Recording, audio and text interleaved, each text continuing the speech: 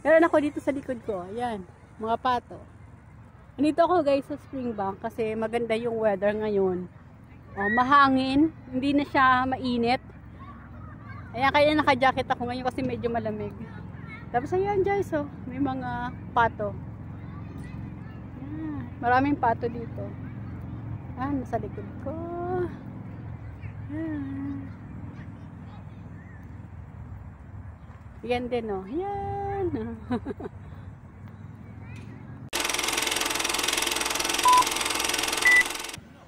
Hello mga ka-dreamers! Welcome back to my vlog. Hello everyone! For today's video, meron lang akong share sa inyo na bagong rules ng IRCC para sa mag-apply po ng mga open work permit under po ng International Mobility Program or IMP.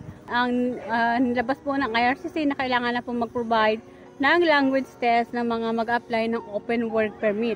Okay, ano ba yung IMP? IMP is a Canadian allows employer immigration framework that allows employer to hire temporary foreign worker without time-consuming LMIA process. Yan yung po yung IMP. By mandating language testing for certain IMP streams.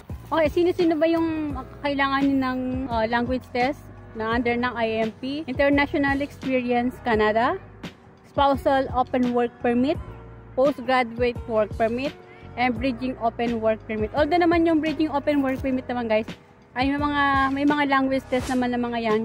Kasi nung nag-apply sila ng kanilang mga permanent residency ay may mga language test sila. So ito yung mga Bridging Open Work Permit ay talagang meron na tong language test.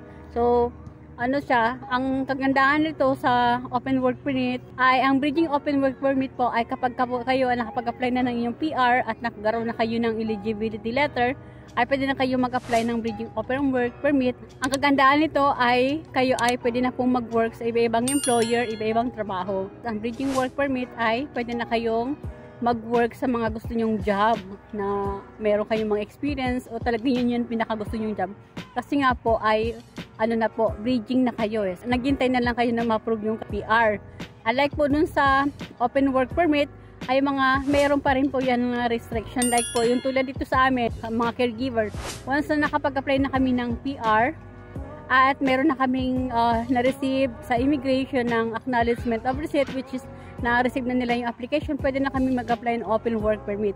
Ang open work permit para sa mga caregiver, ito po ay allowed na po mag-work sa ibang employer pero same job pa rin. Change ng employer na iba yung job. Kailangan kung ano yung job mo, present, yung pa rin magiging job mo as a work permit, open work permit. So ngayon, ang IRCC ay nare-required na rin po na mag-provide ng language test ang mga nasa International Mobility Program. Ito yung mga mga skilled worker. At saka meron po silang category score na kailangan nilang ma-reach kapag sila mag-apply ng open work permit.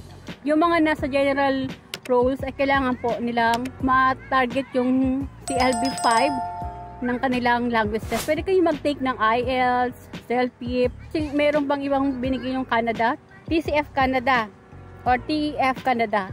Yan po yung mga required na mga language kung saan kayo pwedeng mag-take ng inyong language exam.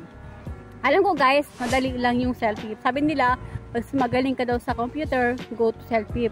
Kasi yan daw medyo madali na ang CELPIP kaysa sa IELTS. So yun, nasabi lang nila guys Although naman sinabi naman ng friend ko na madali lang daw yung CELPIP. Ako ko naman, hindi naman ako magaling sa computer. Kaya nung nag-take ako ng language exam ko ay, ang pinili ko po ay IELTS at paper base. So yun po ang tinake ko last December, nag-take ako ng aking IELTS.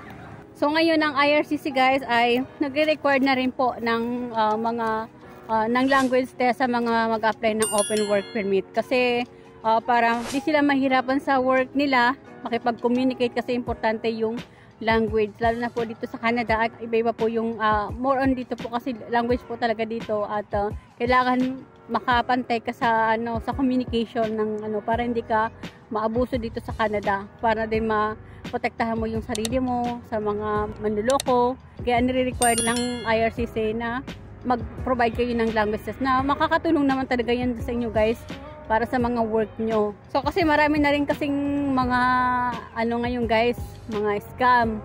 na mag-apply sila ng open work permit pero hindi naman pala sila yung partner. Parang ang karamihan naman nito ay yung mga nasa skilled worker eh. Actually dati nga, yung mga postgraduate work permit, kailangan na talaga nila ng language test. Depende kung saan school sila, sa university. Talagang nire-require na talaga ng Canada ngayon. Isa na rin yan sa paghigpit nila, okay, yung pagkuha ng language test. Kahit kami naman guys, lahat ng mga caregiver, mayroon din naman language eh. Dati kasi, kapag mag-ano ka ng language test, yan yung para sa application ng PR. So, kaso ngayon, dahil sa mga pagbabago ng rules ng Canada sa paghigpit na rin, dati inaabuso na rin kasi ngayon, kapag mag-apply ka lang ng open work permit, ay kailangan mo na mag-provide ng language. Ito, kahit yung mga asawa na mag-apply ng open work permit, ay kailangan na rin po ng language test. Okay naman siya guys, madali lang naman, basta mag-review lang kayo. Nandun naman po sa mga YouTube, marami naman pong source para kayo makapag-aral. Ako nga, nung nag-aral ako actually nung nasa Hong Kong ako, nag-take na rin po ako ng ng IELTS. Nakapag-IELTS na rin po ako dun sa Hong Kong. And then dito din sa Canada, nung December, nakapag-take na rin ako dito. Lang ako guys, self-review lang ako sa YouTube. Ang ko nga, yung pagre-review ko lang, mga 1 to 2 hours lang sa gabi eh. Kasi syempre may work ka sa araw. So hindi ka rin makapag-concentrate sa pag-review sa language. Tapos magkano na ba ngayon? Nung October nag-register na sa 360. Medyo mahal din pero kaya dapat kapag nag-take kayo ng exam ay siguraduhin nyo na ma-reach nyo na yung score na kakailanganin nyo. Para hindi sayang yung pera. Kasi mahal din talaga yung language test dito sa Canada. So 360 guys. So malaking pera na rin yun. So, yung mga mag-apply po ng open work permit, mag-review na kayo at kumuha na rin kayo ng slot sa mga test center. Kasi, guys, mula nung ni-required ng IRCC yung mga student dito, mga international student na mag-provide ng language test para sa kanilang postgraduate work permit ay medyo na-busy na po yung mga test center. Actually, nung hanap ako ng slot ko kung saan ako magre-review. Kasi gusto ko lang Saturday talaga ako magte-take na exam. Ang nakuha ko dati doon na malapit sa Argyle at yung ng language test ay hindi isang araw lang yung in-exam ko guys kasi yung speaking ko ay naka-separate. So Friday ako nag-take ng speaking ko and the next day nung Saturday yung 3 writing, listening saka reading, yun yung ginanap nung Saturday yon, yung 3 categories ng exam ko sa IELTS and speaking ko nakahiwalay. Ganun din po. Pero depende po yan sa test center kasi meron naman test center na in one day lang nandun na rin yung speaking, writing, listening saka reading. Talaga, mag-focus kayo sa pag-review para makuha nyo agad yung score na kailangan ninyo. Lalo na ngayon, lahat pa naman talaga kailangan ng language sa pag-apply ng permanent residency, pag-apply ng open work permit. Yung friend ko nga din, magre-retake din siya sa October kasi hindi na siya nakapasa nung July, hindi siya nakapasa ng kanyang exam. Tapos guys, kasi ako wala naman din akong card, diba? So nag-commute lang din ako. Bago yung test day ko ay pinuntahan ko muna yung test center kung saan para exam day ko ay alam ko na yung saang lugar at hindi na ako maliligaw. Kasi mahirap po malate ka sa exam mo, kailangan maaga ka pumunta sa exam center para hindi masayang yung slot mo. Maganda, prepared talaga lahat. Mga ng IRCC ngayon, marami na mga pagbabago. Ngayon, yung under ng International Mobility Program, yung mga mag-apply ng open work permit ay kailangan na rin po take ng language test. So ulitin ko guys, sa general rules, ang kailangan nyo ay CLB 5. Para sa mga skilled worker, ay kailangan nyo po ng CLB 7. So, magkaiba po yung category score ng language test nyo. Depende po yan sa job nyo. So, yun lang guys. Share ko lang sa inyo yung bagong rules ng IRCC para sa mga International Mobility Program na kailangan talaga mag-provide ng language test ngayon.